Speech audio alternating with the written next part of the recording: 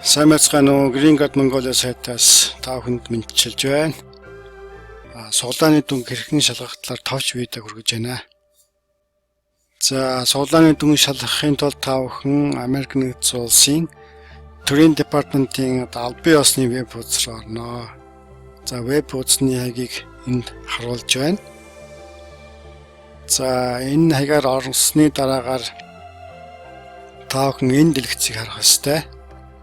За, энэ дээр 2019 оны суглааны дүн шалгах, 2020 оны суглааны дүн шалгах гэдэг ийм хоёр товч тайлбар байж байгаа.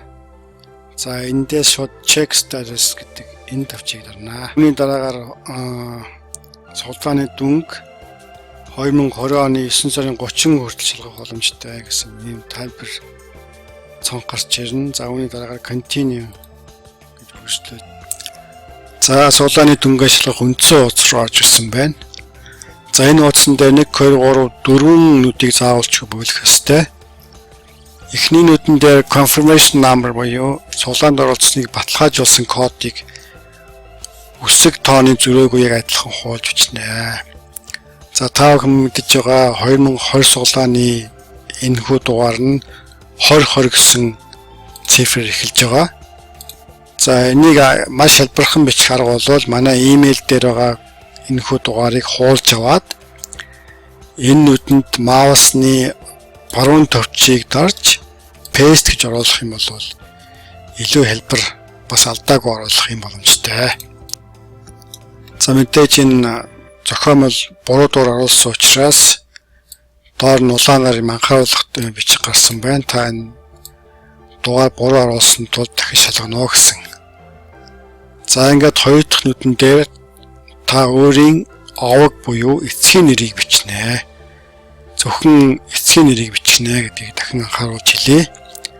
Жишээлбэл Батын болд гэж юм байх юм бол зөвхөн овог буюу Бат гэж бичнэ. Мөн зөв бичиж байгаа бол юуны том жижиг бичих ялгаагүй. За, гурав дахь нүдэн дээр төрсөн оныг бичнэ. Зөвхөн он бичнэ, ямар нэгэн өөр тоо тэмдэгт бичихгүй. Төрсөн сар өдөр бичихгүй нэ. За, зөвхөн 4 цифр буюу төрсөн оныг энэ төр бичнэ. За, ингээд дөрөв дэх нүдэн дээр та бодит хүн гэдэг нь нотлох үднээс энэхүү нууц тэмдэгт кодуудыг хуулж бичих хэрэгтэй болно. Зөв бичиж байгаа бол мөн үсгийн том жижиг хамаарахгүй байх нэ. За, ингээд эдгээр дөрвөн мэдээллийг оруулж дуусны дараагаар submit гэдэг товчийг дарна. За, ингээд submit буюу илгээх товчийг дарсны дараагаар үр дүнгээс хамаарат танд 3 янзын өөр дэлгэц гарч болно. За, хэрвээ танд суглааны дүн таараагүй бол ийм дэлгэц гарч ирнэ. За, энэ дээр товчхон орчуулах юм бол таны оруулсан мэдээллээс үзвэл та энэ жилийн логин картны суглаан тохирол таарсангүй. Магадгүй та энэ үр дүн хүлээн зөвшөөрөхгүй бол суглааныхаа confirmation number бусад мэдээлэлээ шалгаж үзээд дахин оруулж үзнэ үү гэсэн ийм мэдээлэл гарч магадгүй. Ийм has not been selected гэж гарах юм бол танд энэ жил суглаа тохирол таарсангүй. За, мөн ийм хариу гарч магадгүй. За, энэ бол нийтлэг гарч байгаа. Хэрвээ таны оруулсан аль нэг мэдээлэл буруу бичих юм бол нэг мэдээлэл гарч болно. За, энэ дээр одоо жишээлбэл 0-ийн тоо Ö үсэг хоёрыг хүмүүс их олж үздэг. За, жишээлбэл 1-ийн тоо Английн А үсэг хоёрыг сандуулж бичсэн байж магадгүй. За, гэх мэтлэнгээр Мишель 5-ийн тоо Английн S үсэг хоёроос хоорондоо төстэй харагддаг. Үүнийг шалгаж үзэх юм байна. За, гэх мэтлэнгээр энэ төстэй тэмдэгтүүдийг холж бичвэл бас нэг л тоо тэмдэгт буруу бичих юм бол ийм алдаа гарах нэ. За, мөн ялгаагүй эцгийн нэр буруу бичсэн байх юм бол мөн ийм мэдээлэл гарч болно. Эцгийн нэр буюу овог бичих энэ нүдэн дээр өөрийн төрсөн нэрийг бичих юм бол бас ийм алдаа заах болно. За, мөн төрсөн он бас буруу бичих юм бол бас ийм алдаа гарна. Өөрөөр хэлбэл энэ хоёр мэдээллээ үнэн зөв оруулсан ч гэсэн төрсэн мэдээлэл орны мэдээллийг буруу оруулсан байвал мөн ийм алдаа заах нэ. За энэ дээр нэг чухал юмыг тодтогч хэлэх ёстой. Хэрвээ тань ямар нэгэн шалтгаанаар өнгөрсөн жилийн 2020 оны суулаанд оролцоогүй буюу одоо энэ 2020 гэсэн дугаар одоо хуурамч буруу байх юм бол та хичнээн эдгээр мэдээллийг зөв хуулж бичээд энэ алдаа зааж явах нь л гэж ойлгох хэрэгтэй.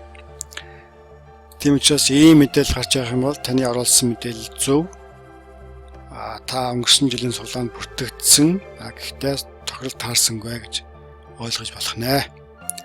За ийм мэдээлэл гарч байгаа бол хэрвээ манай сайтад бүртгүүлсэн бол бидэнтэй эргэж холбогдно.